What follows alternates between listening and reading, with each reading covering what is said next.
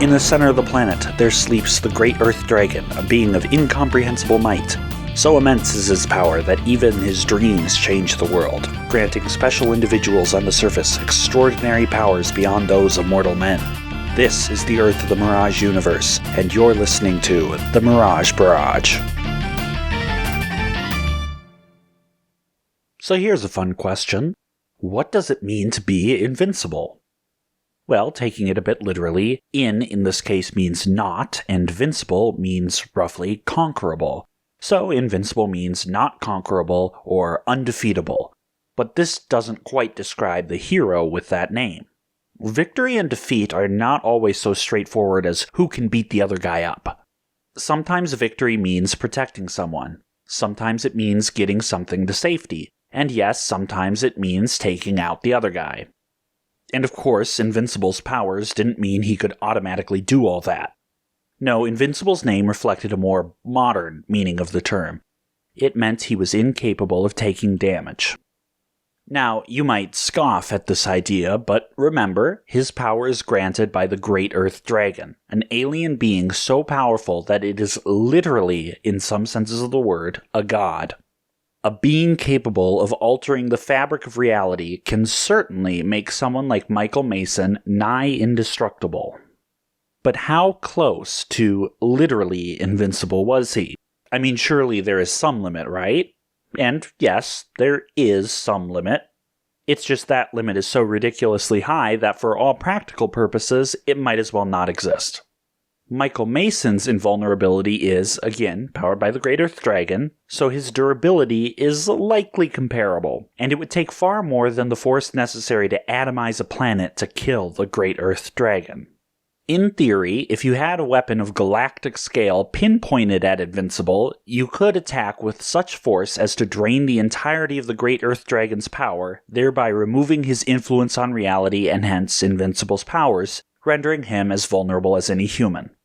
Of course, any such drainage of the dragon's power would be so dramatic that it is virtually guaranteed to wake him, and no one in the universe, save for the other godlike beings out there, knows what would happen if he were to awake. So yes, in terms of durability, Invincible was off the scale by a dramatic margin to say the least. He was also blessed with strength and stamina that, while minuscule in comparison to his durability, would rival most first-class supers on Earth. He was a combat machine, but despite that, he wasn't unbeatable. His disappearance for 2 years, the 2 years when he lost his powers, was evidence of this. But now they were back, and this time, it might just be a straight-up knockdown fight. Oh, how he hoped it was. Michael Mason, no, Invincible, felt the power surge through him. It had returned suddenly, but he spared little thought to wondering how. The sight of Louis' crumpled figure burned those thoughts out of his mind and filled him with power. He quickly slipped off his jacket and threw it over the side of the bridge. Scooping up a nearby motorcycle helmet ripped off of an unfortunate victim, he slipped it on his head. He could hardly stop his limbs from trembling. After all this time it had returned. He felt the astonishment mix with his rage and sorrow, and then it bottomed out. He looked up at the white body and 24 deadly threads of metal, at the people they held out over the river. He leaped with nearly all of his strength. All that nearly limitless potential dropped into one kickoff. He soared through the air, straight towards a row of tendrils, right where they met the small body. He grabbed them as he flew past, spun around, and landed. The thing didn't know how to react as its tentacles were gripped by the base. Michael didn't give it another second. He pulled. With several sharp, sickening snaps, the 4 tentacles were ripped from their sockets. The people being held up by them plummeted downwards. The landing in the river would hurt, but it wouldn't be lethal. He tossed aside the broken limbs and leapt again, snagging 4 on the other side, and once more, quicker this time, ripped them from the body. He turned as the last of the civilians dropped to the water below, facing the monster. Its eyeless face seemed to stare in confusion. Then, slowly, it raised itself up and took a step back. Michael raised his hand and beckoned for the machine to do its worst. It immediately obliged and swung a long limb around, scooping up Michael, lifting him into the air, and whipping around once more, threw him towards the wrecked army truck. Ana Garcia Vasquez and Dr. Max Weller ducked as the figure in the motorcycle helmet flew past like a bullet. He slammed into the wreckage of the truck, pulling it back a dozen feet with him. The man disappeared into the ruin. The last glimpse Anna had gotten was of him looking like a rag doll shot from a cannon. "Who was that?" she asked apprehensively. Clearly he had been a super of some sort, but where had he come from? Had he been on the truck with them? He was wearing civilian clothes. And then he strolled back out. Not a scratch visible on his bare arms, not a thread ripped from his t-shirt or jeans. His motorcycle helmet was only slightly dirtied, but not even slightly dented. Anna let out an amazed breath. "It's him," she said. "Yeah," Dr. Weller agreed breathlessly. Invincible, the greatest unsanctioned hero, possibly the greatest hero of all time, and certainly the greatest in Anna's eyes. The one who, no matter what you did, couldn't be hurt, whose costume couldn't even be damaged, the one who disappeared 2 years ago. Invincible had returned.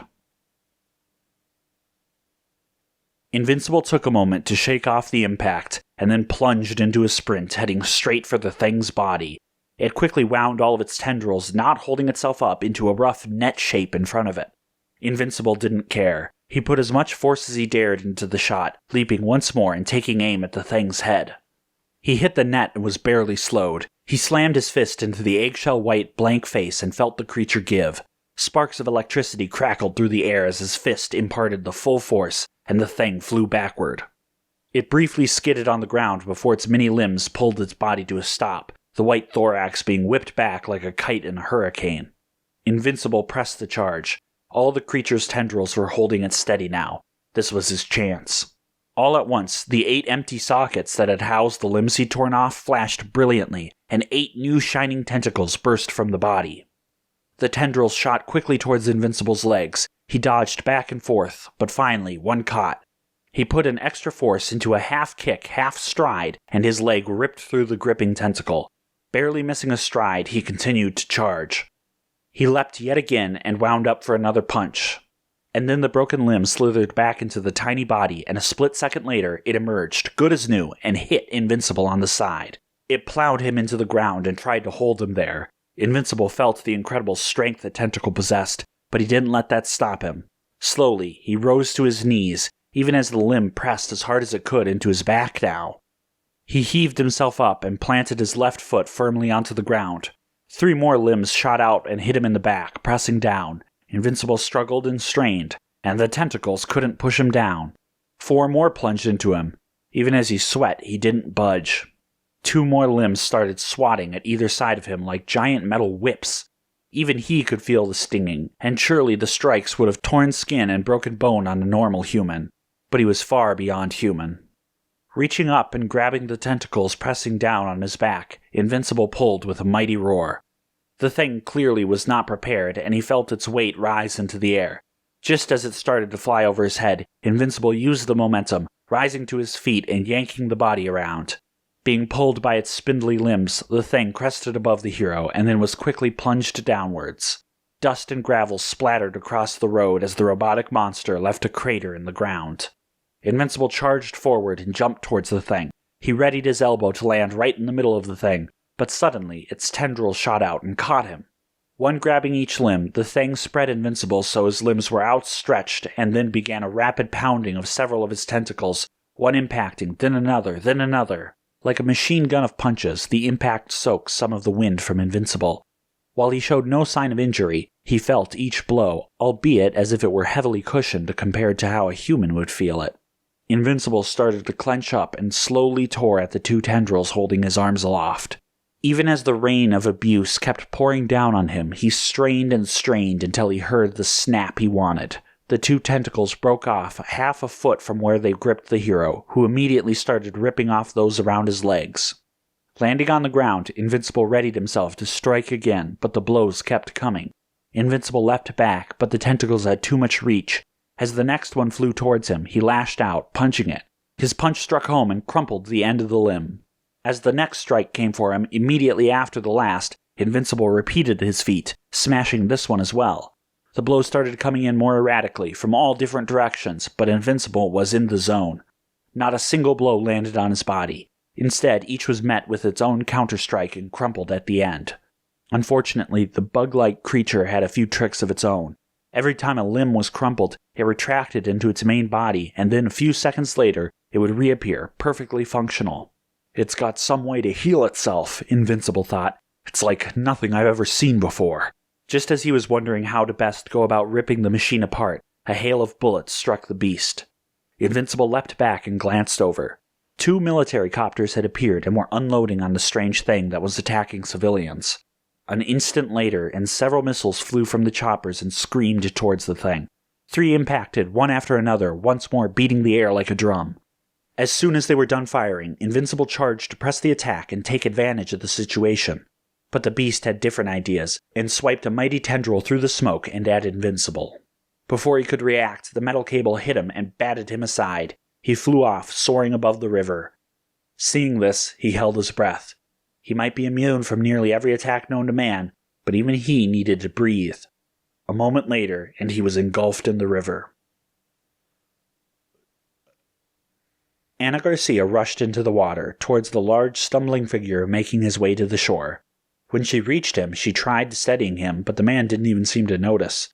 As she pressed her hands against his side, she suddenly felt breathless. The man was like living titanium, and she was really here, right next to him. Invincible reached the shore with Ana and spat out some of the river water into the motorcycle helmet and felt it dribble out onto his shirt. Suddenly aware that someone was standing next to him, he looked down and saw the reporter. He stepped back awkwardly, too surprised to think of something appropriate to say. For her part, she just stared at him, dumbfounded. Dr. Weller dashed down and saw the scene. He paused for a moment, and both Ana and Michael could see the gears turn in his head for a full second. Then he rushed up to Ana. "Be careful," he said, trying to sound worried, but instead sounding like a cheesy movie announcer. "He's not a sanctioned hero. He could do anything." "Don't be ridiculous," Ana said and yanked her arm free from Dr. Weller's grasp. "He's obviously invincible. You could hardly ask for a better track record, sanctioned or not.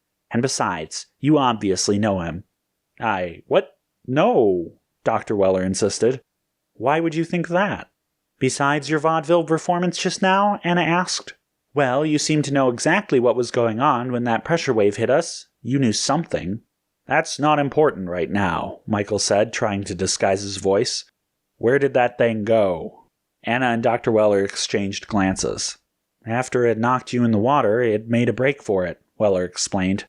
"It made a beeline out of here, and the military pursued." "Which direction?" Invincible asked, tightening his fists. "South," Ana began. "Wait," Dr. Weller interrupted. "You can't go." "Try and stop me," Invincible retorted. "You can't go yet," Dr. Weller elaborated. "What do you mean?" "I may have a couple of things you'll need," Weller said with a thin smile. "Come on, it's not too far from here." "If it's necessary," Invincible said gravely. "You stay here," he said, pointing towards Ana Garcia. "Yeah, right," she retorted. "Last thing we need is a reporter following us around," Invincible said in a warning tone. "Freelance," Ana said, ignoring the danger.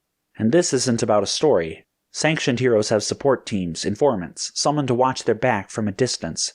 Now I'm sure your doctor friend will do what he can, but you don't need someone to patch you up. You need someone who can get information." Invincible and Dr. Weller exchanged glances. Her words stung. She was absolutely correct. They had come to the same conclusion years ago. Louis had taken up this role. Ana had, without realizing it, poked at the still bleeding wound. Invincible turned away. His shoulders tensed. "Then give us your card and we'll talk later," Max said dismissively. "But we know what we're up against now, and we're not recruiting." "Well, too bad," Ana insisted. Michael's fists shook slightly. This woman was holding them up and pouring salt on fresh wounds. Normally, simply tying her up temporarily for a quick escape would be a viable option, but Michael wasn't sure he could control himself at the moment, rage still flowing through his veins. "And what do you get out of this?" Dr. Weller asked softly. Ana looked between the two men. She could feel the icy cold that had swept through them. Because I've seen what some sanctioned heroes... She stopped. That wasn't quite right. Not what she wanted to say. Because someone like Invincible can... No, not that either. She took a breath, thinking it over. She turned towards Invincible's back. Because I've seen what kind of man you are, she finally said. Because when the chips are down, there's no one I'd rather trust my life with than you. Because I want the whole world to trust you too. Invincible stood for a moment. One time, he finally said. You can help this one time. After that... His voice trailed off indecisively. Dr. Weller picked up where he had left off. We'll see. Anna nodded, barely containing the burst of excitement and joy that was flooding through her. She had done it. Today, they would stop this threat together. Invincible roughly pulled up the sheet door on the warehouse. The dingy space was mostly empty, save for a car covered in a tarp and several cardboard boxes lying around. Dr. Weller quickly stepped around the bulky superhero and made his way towards a stack of boxes near the back corner.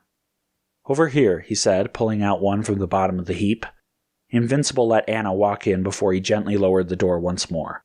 Walking over to Weller, he said, This had better be good. Every second we waste here is another second that monster is out there. Dr. Weller sliced through the tape on the box before answering. Invincible looked down at the blue and yellow heavy fabric within. I took the liberty of upgrading your suit since last time, Dr. Weller said with a smile. Invincible pulled out the suit and looked at it nostalgically, the big yellow eye that ended in both his belt and shoulder pads just as bold as it had ever been. He gently folded the suit over his forearm. I'm guessing this is more than just a few cosmetic patches, right, Doc? He asked, seriously hoping the detour wasn't just for a fashion statement. Of course, Dr. Weller replied seriously. I would like to draw your attention towards the gauges on the back of the hands. The Invincible held up one of the fingerless gloves built into the suit. Sure enough, a hardy gauge was on the back of the hand. I've calibrated these to register how much force is put out with each punch, Max explained. The red zone at the very end is approaching your maximum output from last time. The very end of the meter is the limit. You put all this together? Invincible asked, impressed. It took a lot of research, but yes. Thankfully, your power makes whatever you wear as invulnerable as yourself. Otherwise, such a suit would fall apart within seconds of a real fight. At least without some advanced materials. Don't forget your visor, he added, almost as an afterthought.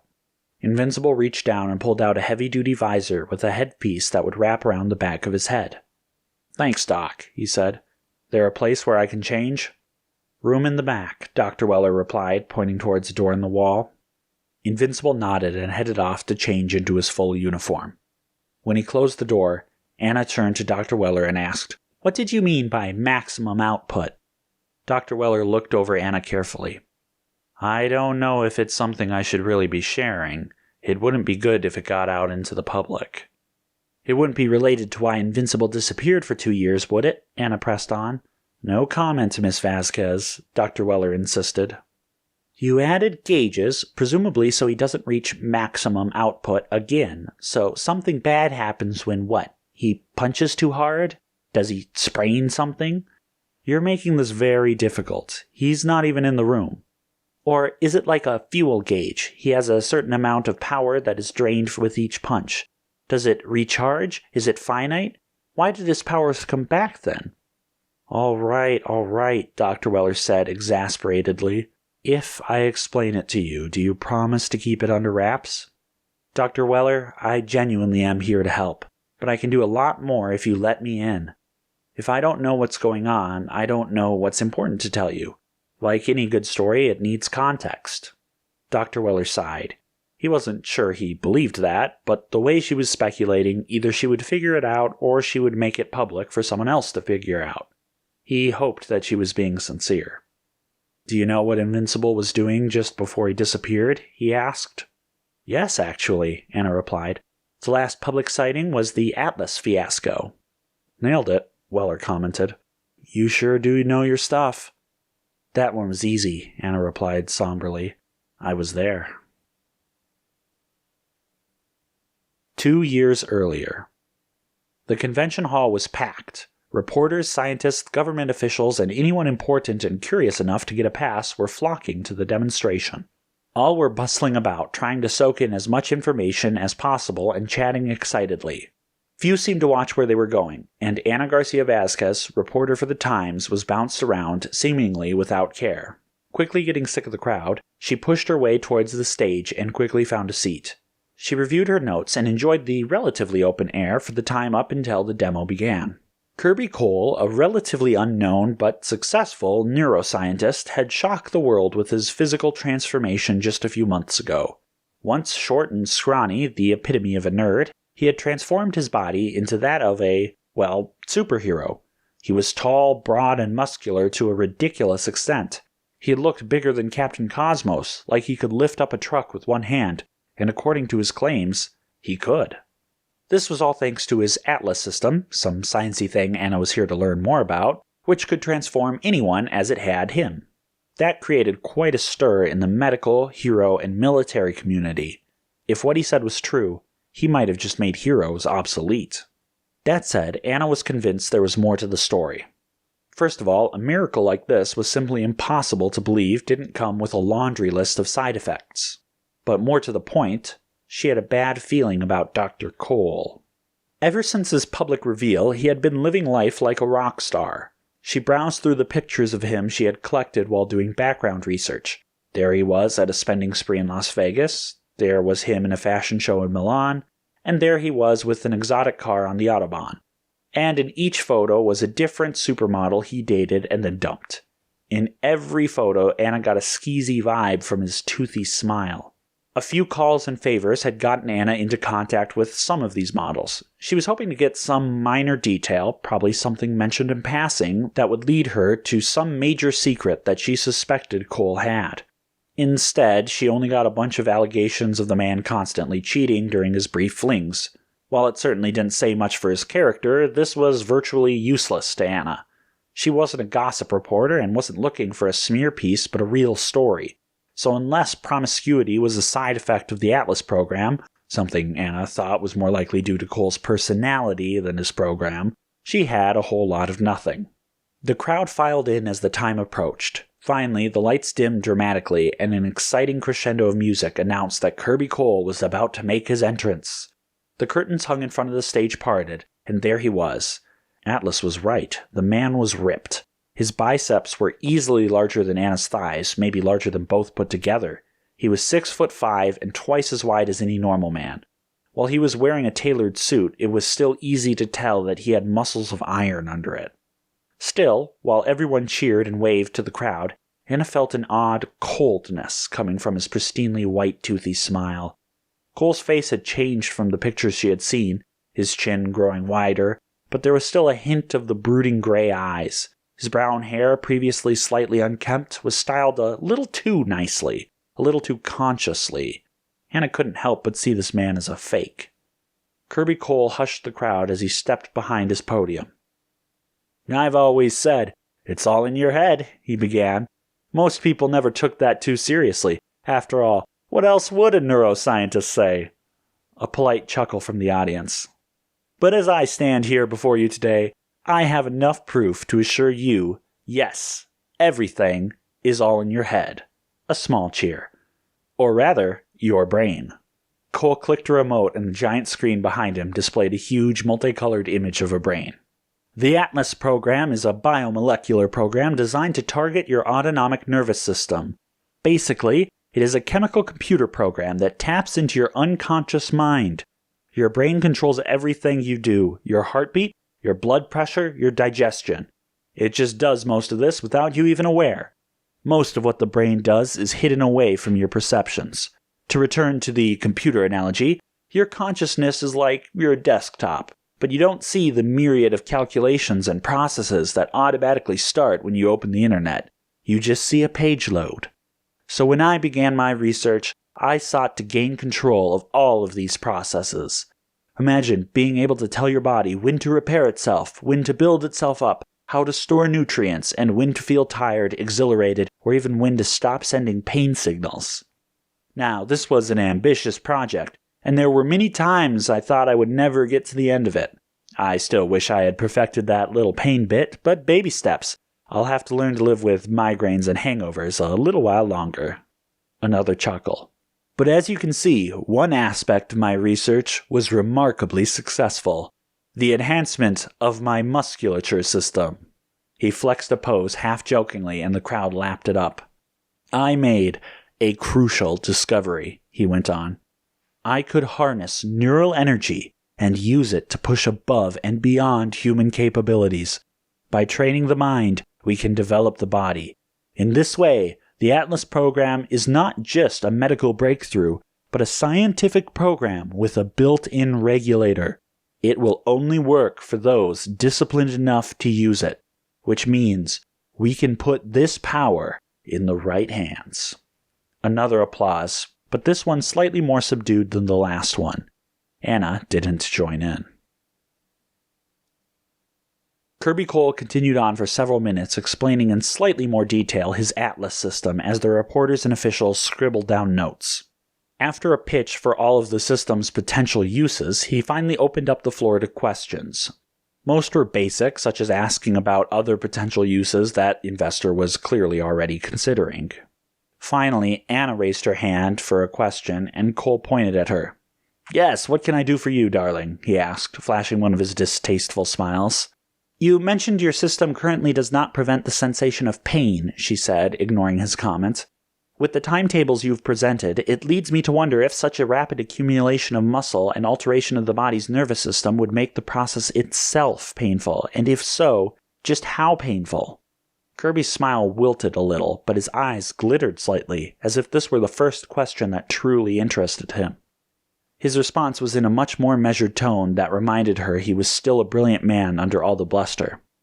"It's been a constant problem in the medical field that there is no objective scale for pain," he began.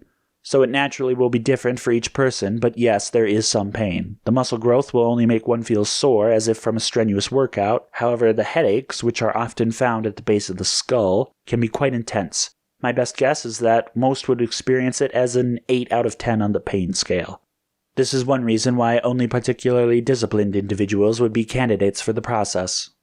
"Could you elaborate on who might be a viable candidate?" Anna asked. Cole seemed to slip back into his press mode, probably expecting the question. "The process requires mental discipline and fortitude, as each day a candidate must complete several mental activities to ensure the program takes. Certainly those with certain mental conditions, even anxiety or depression, would pose too great a risk for the program. Furthermore, certain personality types—" "I'm sorry," Anna interrupted, intentionally knocking him off guard. "I should have asked if anyone wouldn't be a viable candidate due to physiological reasons. Would your program work differently if the candidate had certain body mass index or, say, was a woman?" His smile faltered again, this time receding into a thin, closed smile. The eyes smoldered briefly. "We haven't tried the program on a woman yet." The answer might have been reasonable, but the way he said it made Anna's reporter's instincts tingle. She pressed on. "And why haven't you?" There was no mistaking how the smile turned into a grimace before he replied. "There are some other variables to consider before attempting the process on female subjects." Before anyone, including Anna, could press on, Cole gestured behind him grandly. "What we do have is results from our other 12 test subjects," he declared, and 12 more enormous men stepped onto the stage to thunderous applause. Anna sat down. Even if the Atlas program was legitimate, something was off about its inventor. Might there be legitimate medical reasons why this program hadn't been tried on a woman? Maybe. Anna wasn't a doctor, so she would have to inquire with experts to get a final answer. But if there was no reason why Kirby couldn't just give that answer. The way he dodged and changed direction suggested something else to her. If you combined this answer, or lack thereof, with his shortcoming in his personal life, well, there was nothing concrete, but there might just be a real lead there. Invincible crouched next to Louis in the media control room. "You sure this plan of yours will work?" Invincible asked. "Not at all," Louis replied. "I can put the information up on screen, but that doesn't mean Cole will go quietly. If we're lucky, he'll see sense in a room full of military men and not try anything. And if he doesn't, how do we know I won't get dragged down by the same personnel? Unauthorized superheroics is still a crime." Call me naive, Louis replied, but I think they'll have bigger things to worry about. Well, at least more of them, Invincible mused. When the crowd started to stir during the more dull part of the conference, Anna glanced up from her phone, where she had been cross-checking some information. To her astonishment, detailed schematics of the Atlas program, most certainly strictly confidential, were being displayed on every screen on the stage. At first, she was just stunned by the slip-up. Then she began to notice some details. Details that even she, untrained in neuroscience though she was, couldn't help but notice. Like how there were two designs for the neurological adjustments, one marked alpha and one marked beta. The alpha seemed to be a unique model, while the beta was to be produced multiple times. And the alpha contained several biological transmitters and receivers, while the beta mostly had receivers and only some weak transmitters, which all seemed to tap into several deep nodes within the brain. Cole seemed to have noticed and was whispering to someone fiercely, presumably to kill the screens. Then, several simulations appeared, first showing scans of a single alpha and several beta brains. The alpha sent a small signal and the beta brains reacted dramatically, several nodes lighting up in correspondence to how the alphas did. This repeated in several areas of the brain, the limbic system, the motor cortex, the frontal lobe.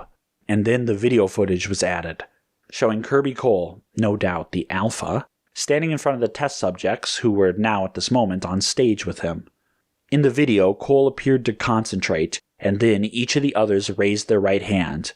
Then he grinned in the footage. The test subjects all turned on one, who stood stock still as the others began to beat him. The assaulted subject didn't even flinch.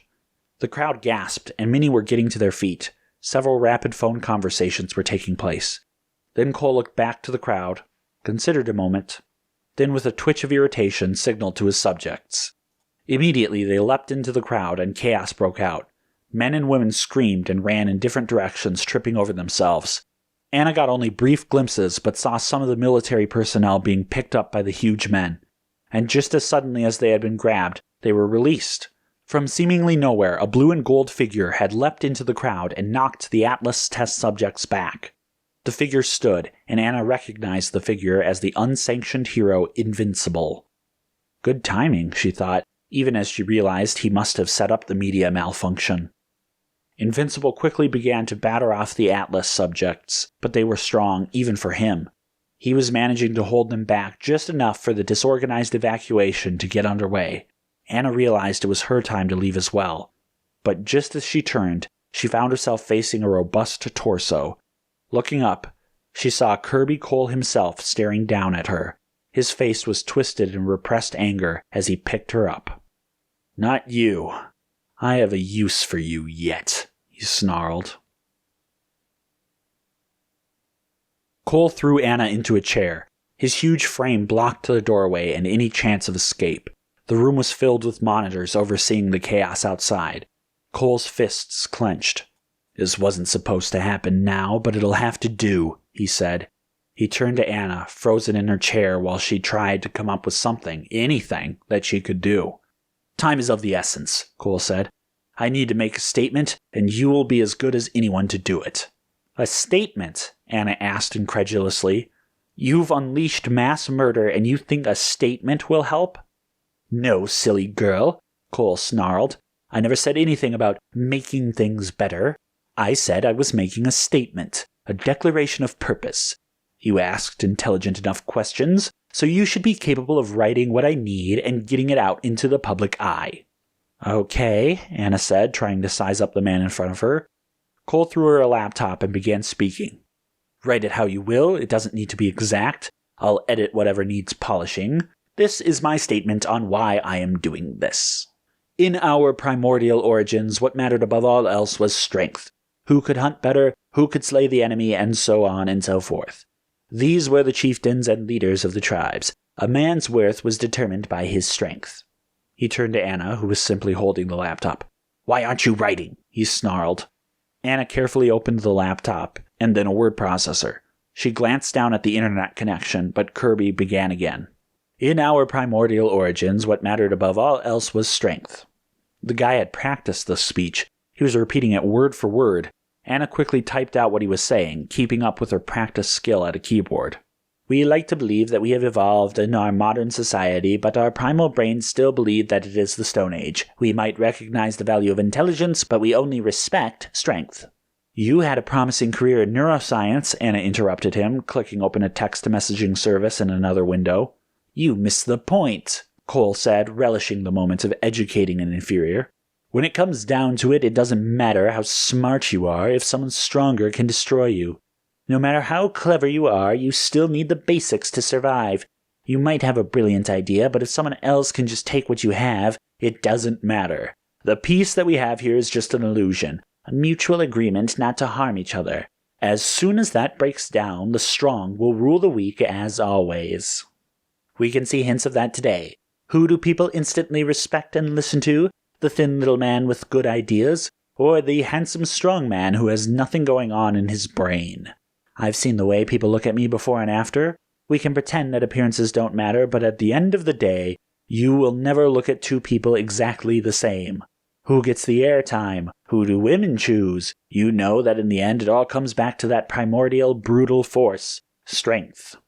So, you want to take over the world because you couldn't get a date? Anna asked. Kirby sneered at her, but Anna thought she saw him hold back a violent outburst.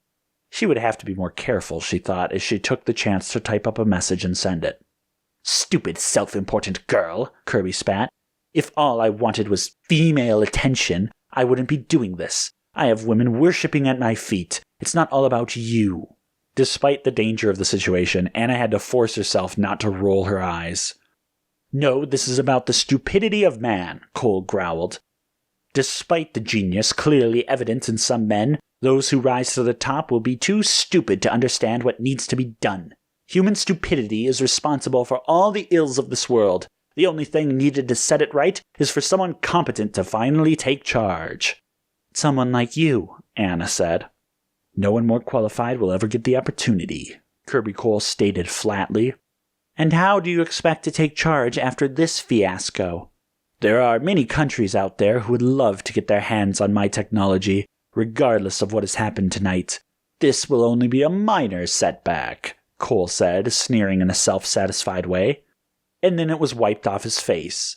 Invincible burst through the wall, and as soon as he saw Cole, he turned on his foot and dove straight at him. Tackling the surprised megalomaniac, he slammed him into the far wall. Outside, several of Anna's fellow reporters had received her message, which contained her and Kirby Cole's location. One of the reporters noticed and tried to flag down one of the many military personnel scrambling for safety. They didn't notice, but Louis, perched in a higher level, did. He quickly radioed to Invincible, who threw off one of the assailants and got the details as quickly as possible, and one smash later, he had the ringleader. In the main exhibition room, the many muscled-up minions turned at once and began to dash towards the hole in the wall. As Invincible dragged Cole to his feet, 3 of the giant men slammed into his back. Grabbing onto the hero, they dragged him back off of Kirby Cole, who took the opportunity to sucker punch Invincible several times. Of course, that was all wasted effort. Anna raised the laptop above her head and slammed it violently down over one of the minions' heads. The plastic cracked in two, the battery and circuitry spilling out. The burly man turned to glare at Anna, no sign of damage on his head. Invincible saw what happened, and as soon as the man on his right was distracted by Anna's assault, he lifted his right leg and slammed it down hard onto his assailant's foot. As the assailant cried out in pain from the massive strike, a strike which cracked the flooring, his grip loosened on Invincible's right arm. As soon as it did, Invincible ripped the arm from his grasp and crossed to strike the man on the left, crushing even his reinforced nose. With only one attacker left, the one on his back, Invincible reached over his shoulders, grabbed him, and heaved him while ducking down. He had to use nearly all of his tremendous strength to pull off the move, but it wound up working perfectly. The minion flew off his back and into Kirby Cole. The minion seemed stunned for a moment. Invincible seized the opportunity to shout to Anna, "Run! Get out of here!" Anna, having seen how much damage these men could take, didn't hesitate. She turned and ran from the room. This was the last she would personally witness of Invincible's final fight. In the expo room, most everyone had fled, save for the armed guards, who proceeded to open fire on the behemoths. Unfortunately, shockingly, the bullets deflected off their skin. If anything, Kirby Cole had undersold their capability. This neural energy did far more than simply enhance their musculature. They had been transformed into artificial supers. Invincible didn't even spare a glance to Cole. He leapt back into the main room as the monsters started advancing on the guards, quickly darting from side to side to minimize the effect of the incoming bullets. As one of them came within arm's reach of one of the guards, Invincible slammed into him, sending him flying. He quickly picked up several nearby chairs and hurled them at immense speed into several of the other puppeted muscle men. Each collided with the minions. They turned towards Invincible and charged, just as he had hoped. Keeping light on his feet, Invincible dodged and weaved to avoid the incoming blows while lashing out with his own. These men were incredibly strong and tough, but they were unskilled and uncoordinated. After knocking about 5 back, the group suddenly changed tactics. 3 stayed to fight Invincible, but the others turned to take out the guards again. The neural link which transmitted commands from Kirby Cole to these puppets gave them the edge of group tactics, so long as Cole was controlling them properly. And he had decided killing a few guards would do more harm to Invincible than uselessly wailing at him. Of course, Invincible realized this as well. He ducked between the attacker's arms and immediately dove for the closest puppet charging at a guard. He grabbed him in a full Nelson even as the attacking 3 leapt onto his back. The guard who the puppet had been charging towards raised his gun and fired in near panic, striking the minion squarely in the forehead. The bullet couldn't penetrate his reinforced bone, but the strike hit just right to rattle him, and he suddenly fell unconscious. Invincible and the guard both realized what happened at the same time. "Aim for the head!" they both shouted to the other guards. After a few wild shots from the guards at the puppets approaching them, a few of them connected and more of the puppets went down. The guard in front of Invincible tried aiming at one of the minions wrestling him, but hesitated, the scuffle making it hard to aim. "Just shoot," Invincible said. "It's not like you can hurt me." As soon as the guard realized the truth of this statement, the puppet men knocked Invincible off his feet, lifted him, and threw him several feet to the left. The guard got off one shot that didn't quite hit its mark, and then all of the minions in the room turned and ran back through the hole in the wall. Invincible picked himself back up onto his feet just in time to see the last one flee through the damaged wall. "We'll make a perimeter outside the building," the guard shouted to him, and Invincible understood. They would try to make sure Kirby Cole and his puppets wouldn't escape, but they couldn't risk their own lives in the pursuit. But Invincible didn't have that weakness. He nodded and chased after them. 2 more puppets appeared out of nowhere. They grabbed Invincible's shoulders and slammed him into a wall. He had chased them and Cole into the bottom levels of the expo center, where they had split up and took turns ambushing him. They couldn't hurt him, of course, but they were doing great at slowing him down. Pretty soon, Cole would be gone, beyond Invincible's ability to track him down. The fact that these puppets were controlled by a single mind meant that they were exceptionally coordinated, now that they only had one thing to focus on. While simple tasks like running could be done without Kirby Cole's direct input, the more complex and precise the task, like making precision attacks or evaluating and responding to threats, the less effective they would be without his direct input. As it turned out, telling them to run to certain locations and then wait for the target, only to take control of them if they engaged in an attack, was a very efficient way to command the puppets, and Kirby Cole was more than capable of doing so. Invincible was getting fed up, and as he struggled against the 2 bulky men, who were now more effective than his previous encounters with them, he realized Cole was getting away. One crazy idea entered his mind, one last-ditch effort to make his escape more difficult.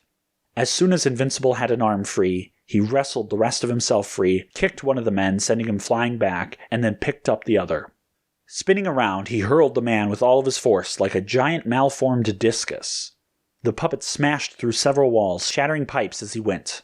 The lights went out, and some of the ceiling collapsed as the basement was suddenly turned into a junkyard.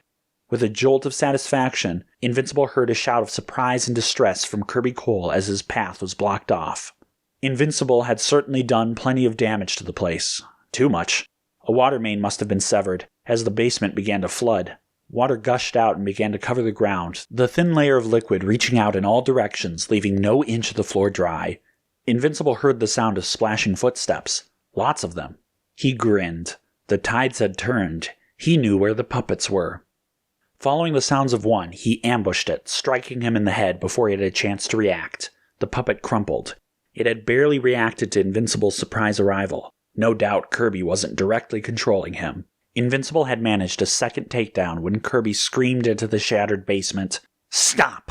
Immediately, the puppets froze in place. Invincible froze just a second later, his last step making a splash that rung throughout the basement, having stopped just a second after the puppets had.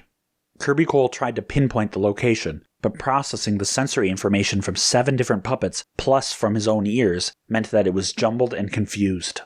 But at least the confusing cacophony caused by all of his puppets carelessly trampling through the water was over. He grit his teeth as he formulated a plan to put down this pest. He selected just one of his puppets and had him slowly begin to walk through the wrecked basement. Carefully he walked, with steady, even steps. Invincible realized what he was doing. By just focusing on one of the puppets, he would be ready and able to track down any sound Invincible made. Fine, he thought. There's an easy counter to that. As soon as the footsteps got close enough, Invincible sprang into action, charging at the location from where the sound came. In an instant, he was on the puppet, and in 2 quick strikes, he leveled him. Another puppet sprang into action, charging towards Invincible's location, but Invincible picked up the man he had just knocked out and threw him at the new attacker. The collision, as well as the 2 splashes as they fell back into the water, were excellent cover. He ran quickly until he found another puppet and knocked him out too. But he underestimated Cole. 3 puppets were suddenly on him, and the last 2 still conscious soon followed. Even with Invincible's incredible strength, all 5 at once were too much, and they wrestled him to the ground. Kirby Cole stepped on top of some debris, raising himself out of the now inches-deep water and above Invincible. His previously perfectly sculpted hair was now flopped across his face in a wet mess. "Well," he said, no hint of his fake smile or self-absorbed sneer, "you are the one they call Invincible." "Figure that out by yourself?" Invincible retorted through gritted teeth as he tried to throw off his attackers. "You know, you're exactly the type I hate," Cole went on. "You got a special gift. Supernatural instead of genetic in this case, but a gift nonetheless. And that makes you think you're so much better. You're just a big dumb brute. You think being invincible makes you unbeatable, don't you?" Invincible grimaced. His right hand slipped free for just a second, but was soon pinned again. He didn't get any leverage for his trouble. Instead, his hand sat uselessly, inches away from some cabling. "You're not," Cole taunted, "because even you need to breathe." Invincible realized what was going to happen a second before it did. 5 arms slammed his head into the ground. They shoved so hard he actually dented the concrete, making a small pool of the slowly rising water. The hands pressed down with all of their strength, and Invincible's nose and mouth were firmly below the waterline. He reached out again with his right hand. He couldn't move it, but he had to try. No good. He'd never reach the cable. That was his last hope. If he could have just gotten to it, he could have taken out all 5. But now he was running out of air, and no amount of effort... Wait. He didn't need to reach it. Invincible summoned every last ounce of his strength and began to push beyond what normally felt possible, even with his enhanced physiology. Rarely did he push himself this far, even in extreme situations. Part of the reason why was because when he used this much strength, weird things started to happen. Namely, sparks. Even bolts of lightning started to form around his straining body. And that's exactly what he was hoping for. Pushing with all his might, tensing every muscle in his body beyond their breaking, Invincible let his concern for his breath fade away and screamed with exertion. Flickering, pulsating light filled the basement, and Invincible felt himself shoot up from his lying position. He stopped screaming just long enough to take a deep inhalation of breath, and as he did so, he saw the 5 unconscious bodies of those trying to drown him, now twitching in the water. All of them zapped from the electricity he had created. Kirby Cole stood stunned. He was out of the water and unaffected, but as Invincible had planned, he had lost all of his puppets in one fell swoop. Invincible cocked his head to the side. "How was that for a big dumb brute?" Kirby Cole didn't answer. Instead, he just bared his teeth and wrinkled his brow in fury. No, not just fury, in concentration. To Invincible's astonishment, the already massive man began to grow even larger. Taking a step back in surprise, he caught a glimpse of one of the puppets out of the corner of his eye. To his horror, that man and all of the other minions were shriveling up as he was growing. "Surprised?" Kirby asked, half in rage, half in triumph. "You already saw I controlled their neural energy. What you didn't know is that my connection to them allows me to siphon it all for myself if I need to. I've thought of everything, stupid hero. I will be the one to hold up this new world. I am Atlas. You talk too much, Invincible replied simply, and charged up a punch. He decided to skip the pleasantries of simply beating the man. No, he overcharged this strike as well, intending for the lightning to do his work for him. But when the tunnel vision diminished after putting nearly everything into that strike, Invincible was surprised to see Cole, or Atlas, or whatever he was now, still standing, unaffected. He was now a hulking, deformed monstrosity of muscle, bent over by his swollen body, face twisted into an ugly sneer. "That all you got?" he asked, then grabbed Invincible's outstretched arm and swung him around. The blue and gold-clad super burst through the side of the building, flew several feet, and landed in a tumbling heap on the street. The soldiers recovered from the shock instantly and directed their guns towards the point he had come from. The hulking monstrosity that stepped out was barely recognizable as Kirby Cole. They didn't waste any time. They opened fire. Atlas just laughed. "Go ahead. Keep trying. I'm well beyond that now." And to prove his point, he leapt with startling speed towards the soldiers' line and began throwing them about like rag dolls. Invincible leapt to his feet, ran forward, and jumped into the air, slamming his elbow down into Atlas's back. Atlas barely noticed, casually turning and swatting Invincible aside. Even as Invincible recovered, Atlas refocused his attack onto the super. They exchanged blows, but neither was able to penetrate the other's defenses. But Atlas had one major advantage. His size, weight, and strength made it much easier for him to pick up Invincible and toss him aside so he could delight with tearing apart the puny mortals in front of him. Invincible was reduced to providing a distraction as the military realized that their assaults were ineffective. They tried to retreat with Invincible providing cover, but Atlas made efforts to chase them down, Invincible barely able to hold him back. After another salvo of machine gun fire and a strike from Invincible, Atlas tossed him aside once more and laughed. "Now I am invincible," he said. Invincible picked himself off the asphalt one last time. "All right. We'll just see about that." Atlas couldn't literally be invincible. Something had to get through eventually. And if Invincible had to put every last ounce of his strength into a blow to do it, then so be it. Kirby Cole no doubt would have laughed mockingly at this plan, which just amounted to, "hit it as hard as I can." Or at least he would have, if it weren't for the fact that it worked. Kirby Cole's discovery of neural energy was indeed remarkable. He had discovered that it wasn't just a natural phenomenon, but a result of the Great Earth Dragon. You may recall that the Great Earth Dragon could tap into the perceptions of any given human. After all, that was part of how he gave them superpowers. Well, the neural energy Cole discovered was a residue of that effect, and while not having the full potential of the Great Earth Dragon, it did indeed have the ability to push the human body to what only could be described as supernatural levels. Muscles would no longer just be muscles, but also part neural energy, which molded itself into this shape based on a person's autonomic nervous system's understanding of muscles. But because it was such a powerful energy, it could grant durability as well as strength impossible for a merely natural or physical phenomenon. But it still had a limit, and it could be worn down. After thousands of bullet strikes and dozens of super strong hits from Invincible, it was definitely showing wear. And so, when Invincible poured his maximum into this one strike, lightning bursting from his fist as the energy crackled around him, it was more than enough to break Atlas.